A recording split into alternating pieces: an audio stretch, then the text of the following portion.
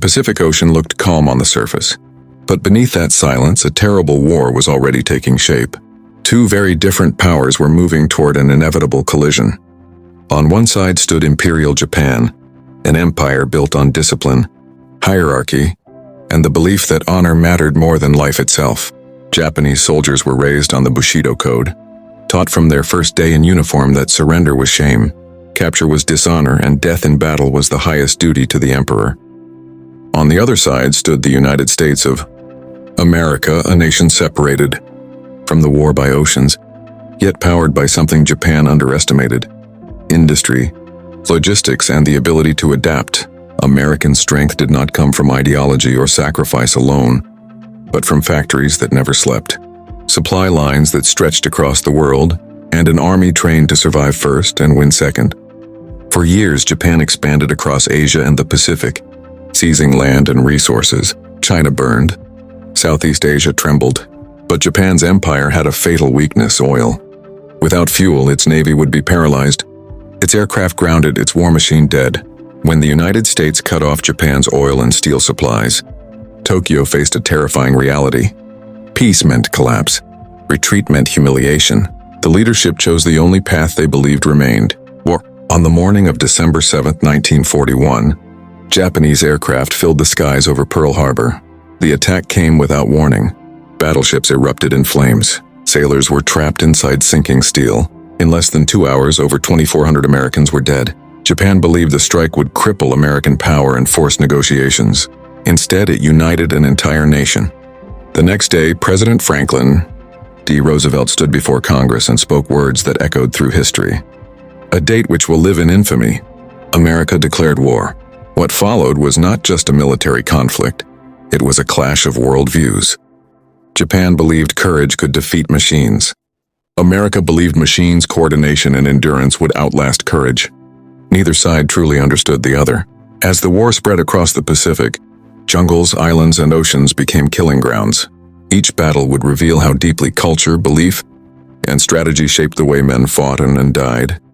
This was the beginning of the Pacific War, and the deadliest chapters were still to come. As the Pacific War expanded, the true nature of the conflict quickly revealed itself. This was not a war of sweeping fronts or fast victories. It was a war of islands, small isolated pieces of land that became giant graves. Japanese soldiers entered the war with absolute certainty. Their training emphasized endurance, obedience, and spiritual strength. Many were told that a single Japanese soldier, armed with resolve and a rifle, was worth 10 enemies weakened by comfort. Death was not feared. It was expected. In the jungles of Guadalcanal, this belief was tested for the first time. The island was hot, wet, and alive with insects and disease. Visibility was limited to a few meters. At night, Japanese troops moved silently through the darkness, launching sudden attacks with bayonets and grenades. These night assaults shocked inexperienced American units. Screams echoed through the jungle. Lines broke. Men panicked. But something unexpected happened. The Americans adapted. Instead of meeting charges head-on, they fortified positions, coordinated overlapping fields of fire, and relied heavily on automatic weapons, artillery and naval gunfire. Radios connected units. Supply ships kept food, ammunition, and reinforcements flowing. Japanese commanders continued to order frontal assaults, believing spirit would overcome firepower. It didn't. Wave after wave was cut down. Entire units vanished in minutes. Survivors dragged themselves back into the jungle, shocked by the scale of loss. The idea that courage alone could defeat modern weapons began to crack. Still, Japan refused to change. From New Guinea to the Solomon Islands, the pattern repeated. Japanese forces dug into caves, built hidden tunnels, and waited for close combat, where they believed they were strongest. Americans responded with flamethrowers, grenades, and overwhelming fire support. Each island was taken slowly, brutally. There were no clean victories. Every step forward cost blood. For American soldiers, the war became a test of endurance. Heat exhaustion, malaria, and constant combat wore them down. For Japanese soldiers, the war became something darker, a slow realization that death was coming, and survival was no longer an option. By late 1943, one truth was clear. This was not a war Japan could win quickly. And America was not the weak enemy it had imagined. The Pacific was turning into a war of attrition. and attrition favored the side that could replace men, weapons, and ships faster than the enemy could destroy them. The collision of cultures had begun, and neither side could step away anymore. By 1944, the Pacific War had transformed into something far more merciless than either side had imagined. The question was no longer who would advance faster, but who could endure longer. For Japan, endurance meant sacrifice without limit. On islands like Saipan and Peleliu, Japanese commanders prepared defenses not to win battles, but to make victory unbearably expensive for the Americans. Hills were hollowed into fortresses. Caves connected by tunnels allowed soldiers to appear, vanish, and strike again. Every position was designed to kill, delay, and exhaust. When American forces landed, they faced silence. No gunfire, no movement. Then the ground itself came alive. Hidden machine guns opened from invisible positions. Mortars rained down. Snipers fired from trees and cave mouths barely wide enough to crawl through. Marines learned quickly. Taking an island meant clearing it inch by inch, often fighting enemies they could not see. American tactics evolved again. Rather than mass assaults, units moved slowly, supported by tanks, naval bombardment, and close air support. Flamethrowers became essential weapons, flushing defenders from caves that grenades could not reach. Engineers blasted tunnel systems shut. It was brutal, methodical work. For Japanese soldiers, the situation became hopeless. Supply lines were cut, food ran out, ammunition dwindled, wounded men were left untreated. Still, surrender was forbidden. Orders were clear: fight until death. On Saipan, the end came in one of the most tragic moments of the war. As American forces closed in, thousands of Japanese soldiers and civilians gathered at the island's cliffs. Propaganda had told them the enemy would torture and kill them. Faced with defeat, many chose to jump into the sea rather than surrender. American soldiers watched in disbelief, unable to stop it. The psychological gulf between the two sides had never been wider. To Americans, survival meant victory. To many Japanese soldiers, survival meant dishonor. By mid-1944, U.S. industry was overwhelming the Pacific. New ships arrived faster than old ones were sunk. Aircraft carriers dominated the seas. Pilots were replaced. Units were rotated. The machine of war never stopped moving forward. Japan could not match this pace, yet the fighting only grew more desperate. As American forces pushed closer to Japan itself, resistance hardened. Every island became a warning of what an invasion of the home islands might look like: millions of soldiers, civilians, and an entire nation prepared to die rather than yield. The Pacific War was no longer just military. It was existential, and the final chapter would demand a decision that would haunt the world forever. By 1945, the Pacific War had reached its most terrifying phase. American forces stood at the edge of Japan's inner defenses, but the cost of every victory had become unbearable. Then came Iwo Jima, a small volcanic island, strategically vital for American bombers, turned into one of the bloodiest battlegrounds in military history. Japanese General Tadamichi Kuribayashi abandoned traditional banzai charges. Instead, he ordered his men underground. Miles of tunnels turned the island into a living fortress.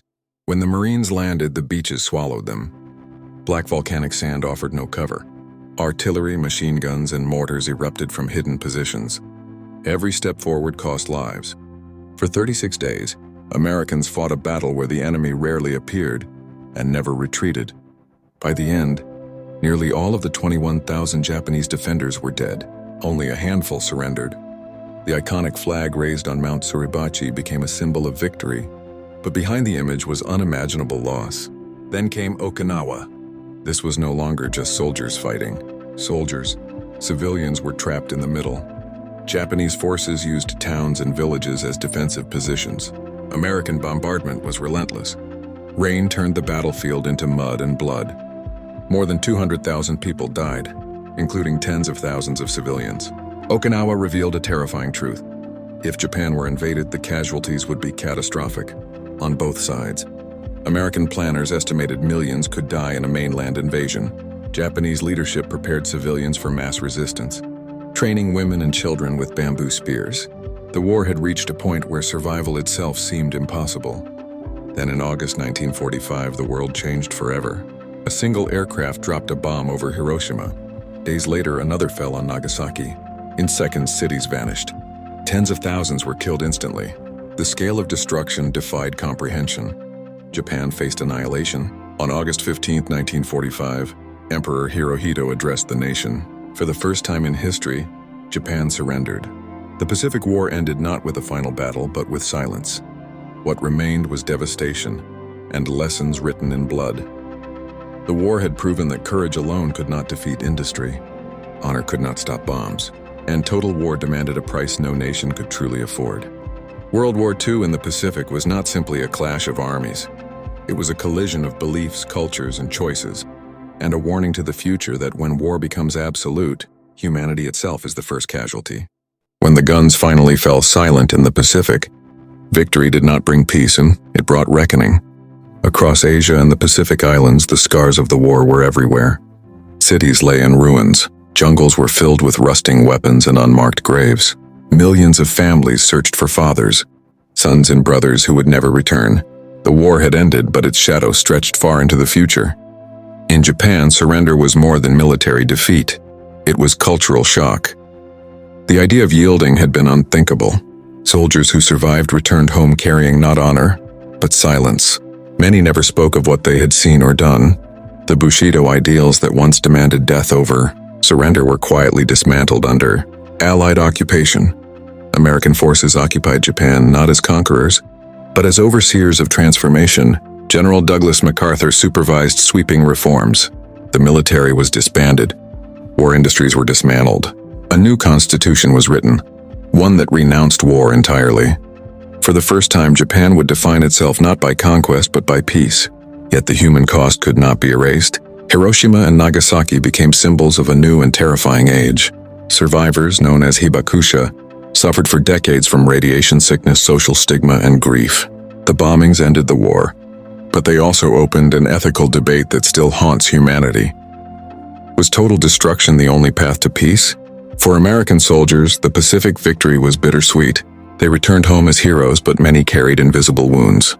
Jungle warfare, constant fear, and relentless combat had changed them. Nightmares followed them into civilian life.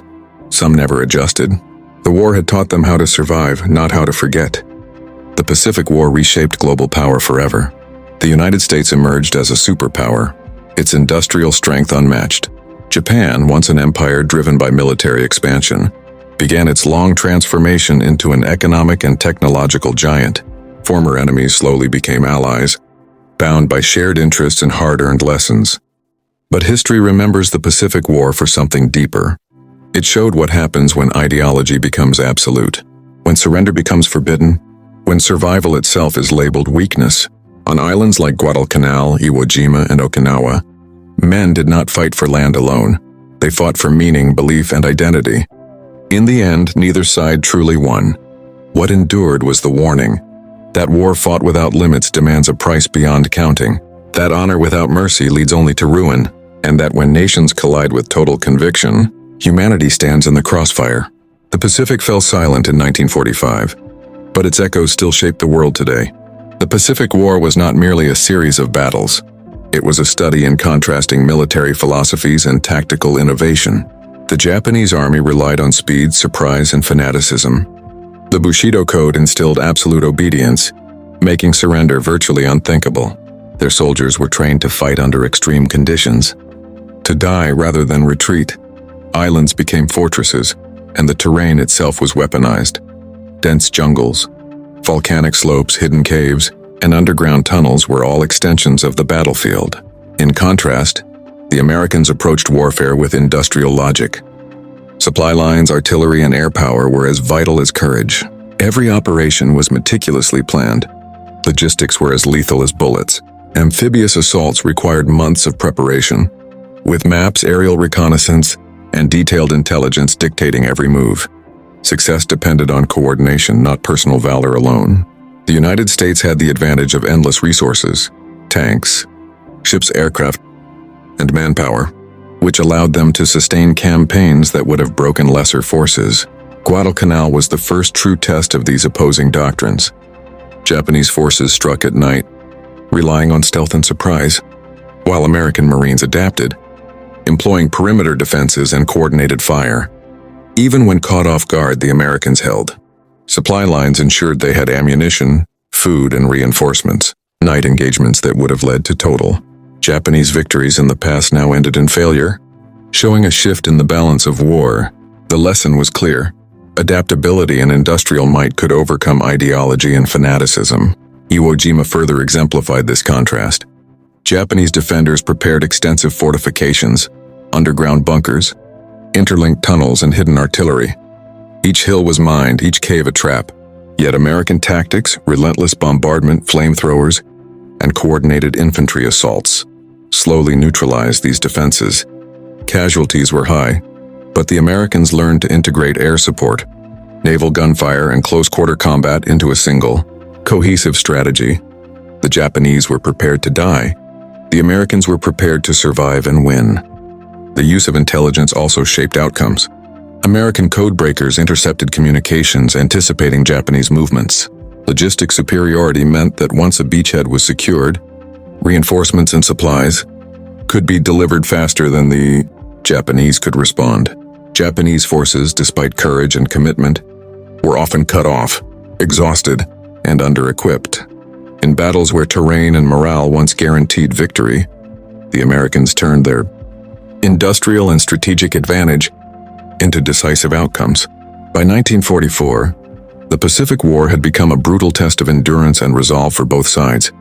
The jungles, islands, and volcanic terrain offered no mercy.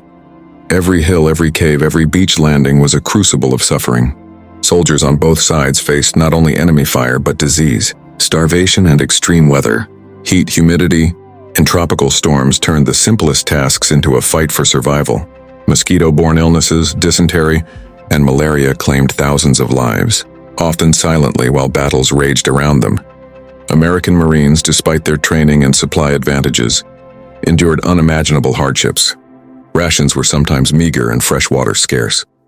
They slept on cold, wet ground or sand, constantly exposed to the elements. Yet morale was maintained through discipline, camaraderie, and a sense of mission.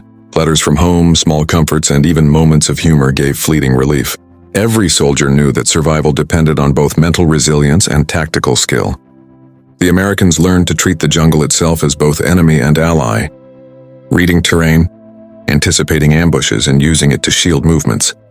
For Japanese soldiers, the challenges were even greater. They fought with limited resources, often cut off from resupply, enduring hunger and exhaustion while following the strict code of Bushido. The expectation of death became a constant companion.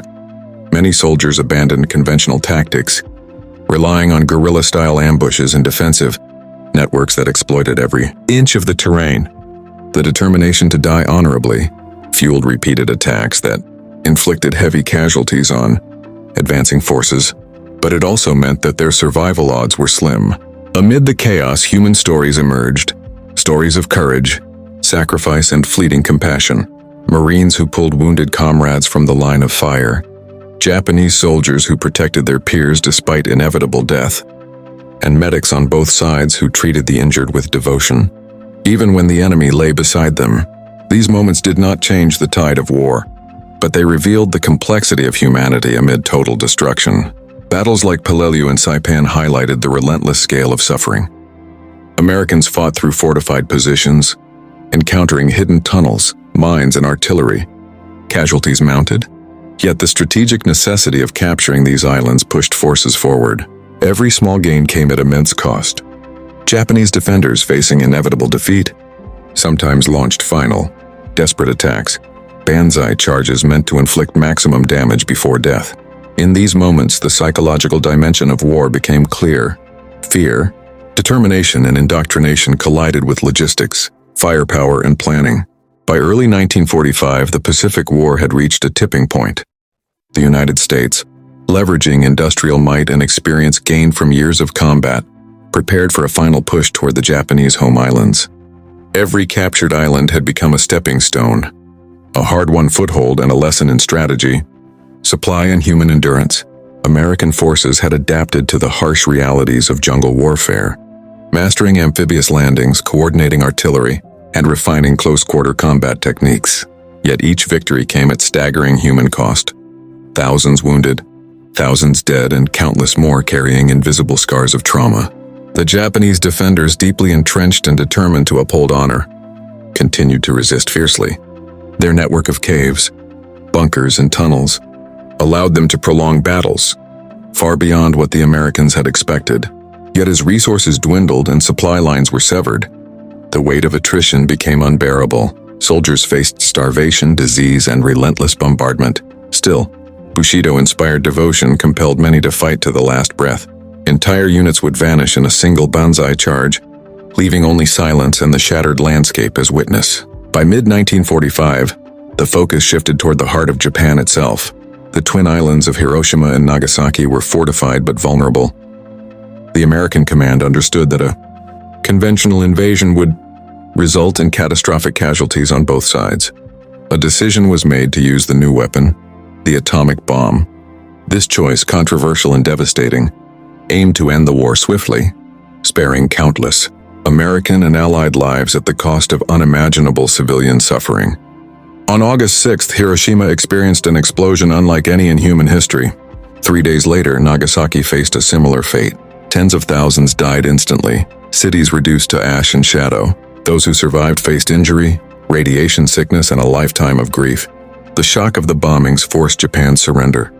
On August 15th, Emperor Hirohito's voice broadcast across the nation, declaring the end of the war. For the first time, ordinary Japanese citizens understood the full scale of devastation. Families mourned, communities lay in ruin, and the myth of invincibility shattered. Yet even amid destruction, small acts of humanity persisted. Neighbors caring for the wounded, soldiers aiding civilians, and diplomats beginning the difficult process of rebuilding trust. The Pacific conflict had proven more than just military supremacy. It revealed the collision of culture, ideology, and industrial power. Japanese honor clashed with American pragmatism. Bushido met logistics, and sacrifice confronted adaptation. Historians would later study these months, not only for tactical lessons, but for insights into human resilience, morality, and the staggering cost of total war. In the end, the war's conclusion highlighted a painful truth. Victory could not erase loss. The war had ended, but the echoes of combat lingered across the Pacific. Cities lay in ruins. Fields once fertile were scarred by bomb craters, and countless families mourned, loved ones lost to battles that stretched across oceans. For American and Japanese soldiers alike, the transition from combat to peace was neither immediate nor simple. Veterans returned home carrying the weight of what they had witnessed. Bodies, destruction, and the moral complexities of orders followed without question.